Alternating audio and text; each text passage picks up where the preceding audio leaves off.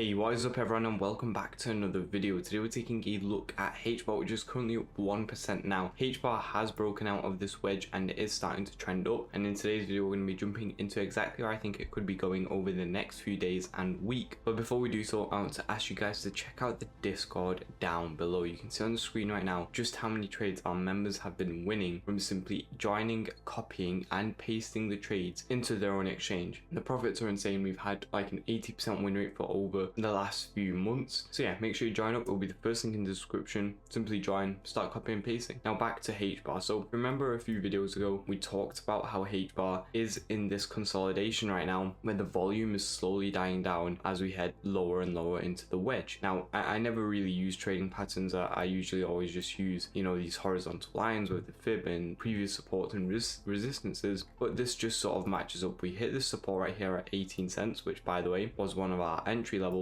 and then we saw a nice bounce, and that bounce was essentially a continuation which allowed us to break out from this wedge and resistance. Now obviously the wedge's resistance might not be perfectly placed on, but regardless it's still somewhat relevant in the chart. You know, it resembles all the previous highs. This obviously resembles the support with the previous lows. Now we've seen a breakout, slight retest, continuation, slight retest again, and it's just continuing up. Now obviously we're trying to hold Hbar for the longer term, so it's not like we're going to be taking profits, you know, anytime soon. We're currently up 10%, so it's nothing to brag about yet. We're really looking for the previous highs, which would give us the 2.2x. Again, you know, a lot of these coins are on extremely discounted prices right now, simply due to the fact of obviously how politics are playing out and really the US economy with tariffs and other issues currently being presented. So, you know, the S&P also crashed 10-11%. It's now seen quite a prevalent rebound of 5%. So the S&P is seeing a good rebound, Bitcoin seeing a good rebound. It does look like it's slowly starting to resist this area though, as volume is dying down. If it is able to continue though, then obviously all alts will continue up also. But the main issue I think we have is that the market itself hasn't actually resolved itself. You know, we still have the main issues that we had that essentially caused the crash, and you know that was really shown when we got the crypto reserve news. It's more easier to sort of see on the Bitcoin chart here, but you can see we got the crypto reserve news and we saw this pump. I think it was actually right here. So we got the crypto reserve news, we saw a pump, and then instantly we just dumped right back down with a candle. And you know, a lot of people might have been sort of shocked, but the reason we just dumped is because there's so much selling pressure in the market that if any really good news comes out and you know it's not the sort of resolution of the bad news that's making us dump, the sellers are just going to look for these higher prices to sell. And when there's that uncertainty in the market, nobody wants to buy on great news when we have even worse news that's sort of dumping the market. So that's the main issue that we have and had right here on the crypto reserve news. It also probably shows that the announcement was not the best thought out, you know, obviously with Bitcoin and ETH being sort of like second picks to XRP, ADA, Sol. Yeah, it didn't play out too well. But Hbar did also get a lot of good news of its own. You know, Hbar here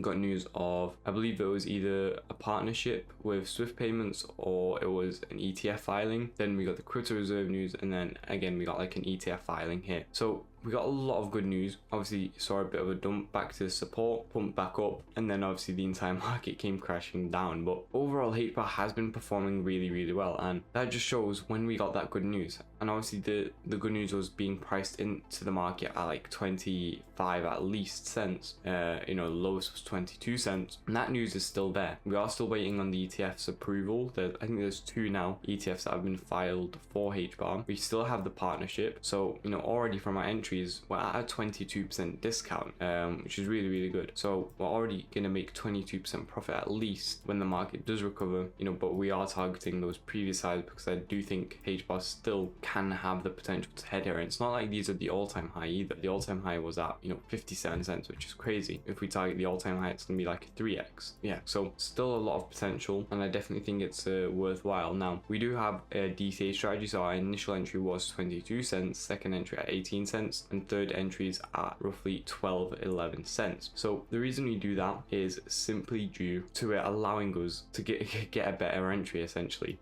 And what we do that's quite different so is we use our capital more efficiently. So whereas most people would do, you know, $10,000 entry here, 10,000 here, 10,000 here, it's not the smartest way, simply because then your average entries all split. You'll probably be left with like an 18-cent entry when we've been to 12 cents, and it's all just a bit of a mess. It will take a lot longer when the chart does start heading back back up, to get back into profits. You won't be in big profits when we've already pumped like 20%, and it's just very difficult. Whereas instead what I like to do is, you know, obviously divide your capital efficiently and how it would work for you. But say we enter with $10,000 here as just an example, we then would want to enter with 20 to 50% more at the second level, so you know, roughly 15,000 let's say at the second level, and then you want to enter again with 20 to 50% more at the third level, so it would be like 22,500 at, you know, 11-12 cents. Then your average entry would get brought down so much more, and when we do start heading back up, you'll be very quickly in profits. And when we hit, you know, our previous entries, you'll be up like 20-30%, maybe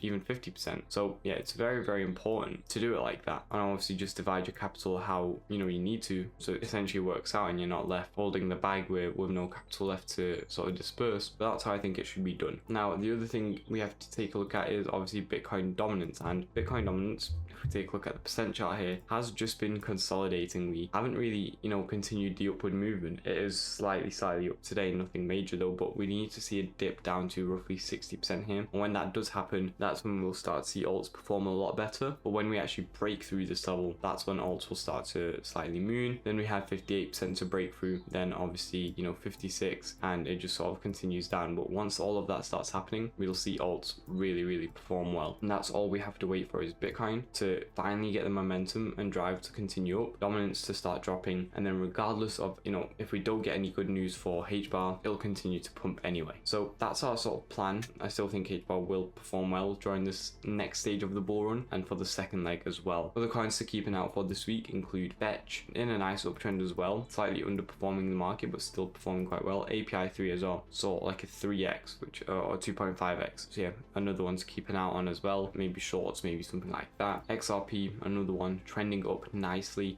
Sui as well, really good performer. Can find some good discounts on that. Render as well, performing really well. Oh, I don't even know how much, but it's a lot. This is 1000%, so it's up, how much is that? It's up 40% nearly, which is insane. Really good stuff. Polkadot also performing quite well. AVAX saw a good pump, now it's just consolidating. Solana also, and Ethereum over 2k, which is really good to see, but it is resisting that level, so maybe that's a sign of what's to come for the entire market. Now if you did enjoy today's video, please do make sure to like and subscribe, and if you want to be getting my trades every single day, then check out the Discord down below. You need a place to buy, sell, or trade cryptocurrency for the lowest fees with the best sign up bonuses, and check out all the exchanges we're working with down below. When you use my link to sign up, you will get all of those benefits. Thank you all for watching. I'll see you all tomorrow. Goodbye guys.